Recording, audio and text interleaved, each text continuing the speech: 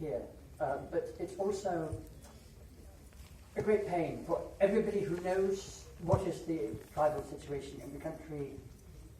Kitna hajar Adivasi vistapit, Horia Ahore. You all know how many thousands of people are being displaced and what immense injustice. But I'm very glad that this meeting is activists and intellectuals, academics, and the government of Bangladesh, and the government. Because, as other people have said, the dialogue is so important. And very often,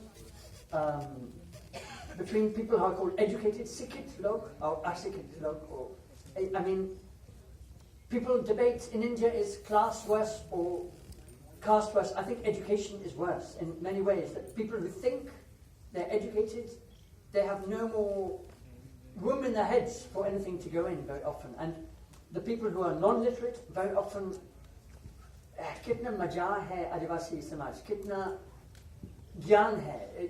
Very often it is in the non-literate forms that we find the most intelligence. So let us not make these hierarchies, or get rid of the hierarchies of educated, uneducated, literate, illiterate. One is not superior to the other. It's not that education is very important. And what Virginius has said, and Abhay and other people, about education is incredibly important. I have been now for 4 years looking at the subject of tribal education as the main thing. And people say, why are the languages disappearing? Kyun bhasha ubhe ja rahe? It is above all because of linguistic genocide practiced in the schools. It is how many generations, kitna hajar Adivasiyon, they have been beaten in school and humiliated for speaking their tribal languages. So, many things have been said by other speakers, and I want to keep it very short. But in America, in North America and Australia and New Zealand, in India, same time, missionaries started schools. But the intention in India and North America was different in a certain way. In America, the policy of assimilation was being imposed, and it was intended cultural genocide, meaning destroy the culture. They said, kill the Indian to save the man, meaning wo Adivasi maro, lekin unka atma bachao. I mean, it's very racist intention. In India, different. And Joseph Bara and other people, Adivasi scholars, have written, the purpose was to create a tribal elite. And I mean, I'm sure a lot of us, in a sense, are that tribal educated elite.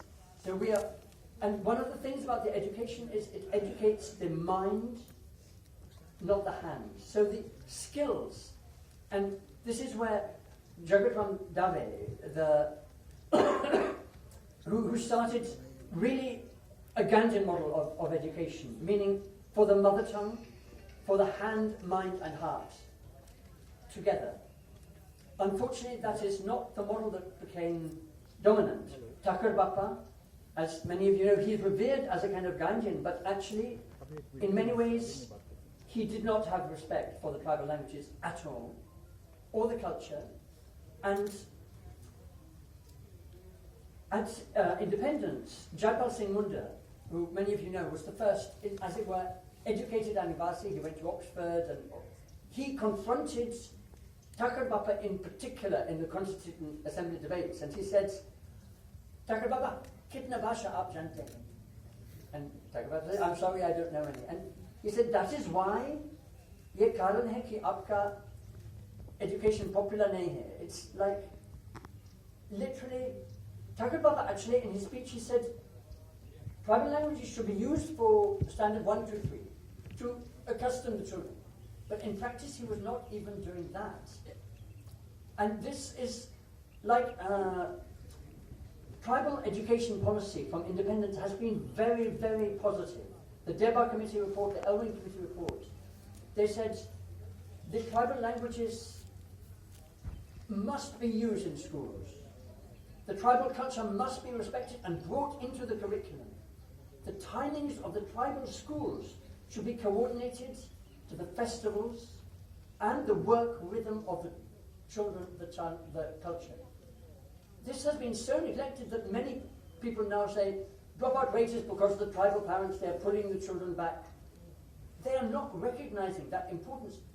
Work and play is a different relationship in the tribal culture, meaning in the tribal culture, a child is learning the culture by following the parents, working with them, learning with the hands, sees the mother cooking, sees the father growing plants. He learns this also, and that is education. The problem is in the residential schools, 100%, as Virginia was saying, 100% of what is taught is different from what was taught in Gotur, in the traditional system. Nothing of the culture is there. I want particularly to speak a very, very... many of you know I have spent a long time in Nyongiri with the Dongari Akon. And I will end by singing a song from Nyongiri. But what is happening now with education, there are about 10,000 Dongari Akon. And at least 1,000 of the children, they're in residential schools outside because the Odisha government has been closing the day schools. In Nyongiri, aajkal koi day school nahi hai.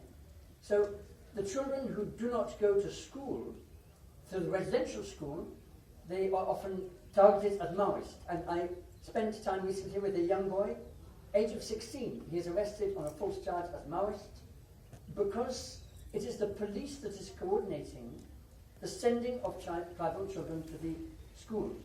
Ashram school to hai, kafi hai, wo Nyongiri charo ho. Lekin the world's biggest boarding school is KISS, Kalinga Institute of Social Sciences, and it has 27,000 tribal children in that one school. No SC even, just separating ST children.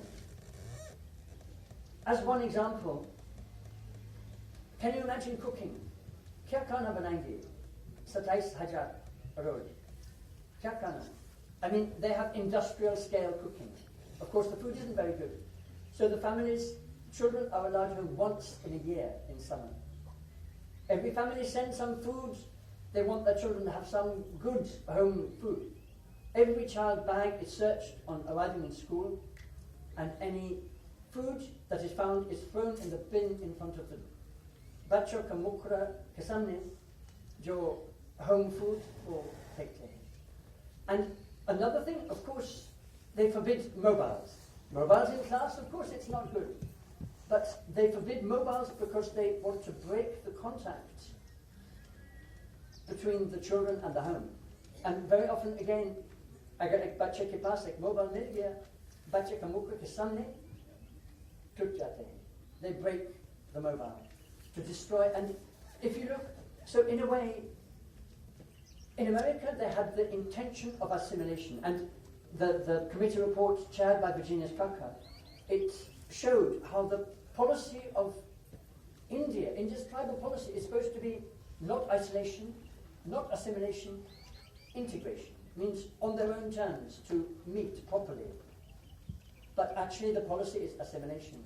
And so, in a way, the purpose of the residential schools for tribal children in India now, it is a policy of assimilation. It is a policy of cultural genocide and linguistic genocide. And we need to recognize this. I mean, as Virginia was saying, it's going to be very, very hard, but it is possible to bring the languages back, and it's incredibly important. Friends, I have been to a school in South Chhattisgarh where children have 5 o'clock in the morning class in Sanskrit. Sanskrit is a very nice language, but the children in that school, Gondi, is as old a language as Sanskrit. Again, they are not allowed to speak the language in the school. So, I mean, there is so much to... Noam Chomsky, and even more recently Greta Thunberg, has said, if we do not begin to learn from the indigenous people, we will all be lost, because like what Virginia was saying, and others, Abe Kaka in particular, like the values in KISS then, it's not just the knowledge, tribal knowledge is not there. They actually get foreign funds for multilingualism, but the multilingualism is just to learn a few songs. I mean, in New Zealand, where my friend comes from originally, I have seen the Maori have the right to write the PhD in the language. I mean, the language has to be not just a symbolic thing. So I would also like to mention, I invited here one friend, Shivani Taneja, because I've seen about 20 schools in India that are trying to use the tribal languages and really bring in the culture with respect. And the best of all that I've seen, I would say, is Muskan in Bhopal, right here. And she has trained and helped train each other about 10 Adivasi teachers who are using the Parthi language and the Gondi language. And then education, like all the terrible things that are happening, like the haircut short, the cultural racism, the many things, but one of the first things that the school imposes is discipline. And it imposes it often with physical punishment, often even with sexual abuse. Obviously they are both illegal. Sexual abuse is coming out, but very few people talk about the physical punishment. But it is this, in Adivasi culture, one of the things is that traditionally a parent will never tell a child what to do. Yekaro, bonekaro. They just don't treat children like that. A child wishes to go and play with that, or to go and play with that uncle, or to go and learn that, that must be respected. And I have seen that to an incredible degree, that the respect of the adults for the very young children is very, very strong. As soon as they come to school, karaho, better. It's like army discipline that is imposed. And we have to be conscious of this. So in Muskan, for example, in Tejgarh also, the wonderful model that's there in Ganesh Devi started in Gujarat, in quite a few other schools that I have seen, but especially in Muskan, they make learning fun. And the teachers are also learning from the children. So, yeah, Adivasi Bhasha kaise bachana hai? Let the children teach the teachers. Two-way learning. And it becomes really fun. It becomes a game. And there is so much of beauty and fun, I mean, that can be learned. So, with these few words, I'll just end with a song from the Dongria Cons, which is, and I'm going to play it on the tampura, and the Con have an instrument called dinduri. So it's a little difficult, but they kind of tap a rhythm at the same time as playing. And the song is about the ancestors, basically, as Virginia was saying.